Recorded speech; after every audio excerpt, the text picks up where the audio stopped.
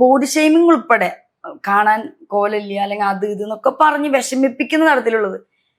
അങ്ങനെ അറിയുന്നവരോട് എന്താണ് ദാസേട്ടന് പറയാനുള്ളത്? എനിക്കിപ്പം എന്താ പറയാ, രേണുസുധി ഞാൻ ചെയ്ത കുറെ ആക്ട്രസിന്റെ കൂട്ടത്തിലുള്ള ഒരാളാണ് രേണുസുധി.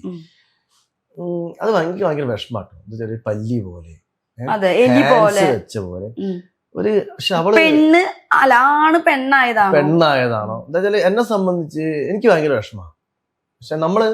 പക്ഷെ അവളെ വിൽപ്പോറ് അടിപൊളിയാട്ടോ. എന്താ വെച്ചാൽ അവള് എന്താ വെച്ചാൽ ഒരു എന്തോ ആയിക്കോട്ടെ, ഞാൻ രേണുസുധീനെ മനസ്സിലാക്കിയത് ഒരു പാവപ്പെട്ട ഒരു ഫാമിലി പെട്ടാണ്. മനസ്സിലായി, വീട് അവർക്ക് ഇവര് വെച്ചു കൊടുത്താന്ന് ഞാൻ മനസ്സിലാക്കിയത്.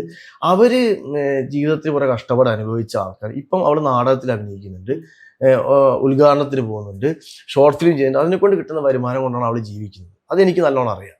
പക്ഷെ എന്തിന് ആ സ്ത്രീനെ ഇത്ര രീതിയിൽ വിവാദങ്ങളിൽ പെടുത്തുമെന്ന് എനിക്കറിയില്ല. പക്ഷെ രേണുവിന് ഒരു ചെറിയ കുഴപ്പം എന്താ വെച്ചാൽ രേണു പ്രതികരിക്കും നെഗറ്റീവിന്.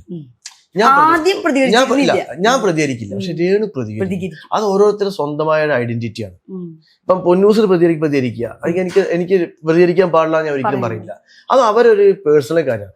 ആ പ്രതികരണം കൊണ്ടായിരിക്കാം നമ്മൾ എടാന്ന് വിളിച്ചാൽ തിരിച്ച് പോടാന്ന് വിളിക്കുന്ന സമയത്തുമാണ് പ്രശ്നം വരുന്നത്.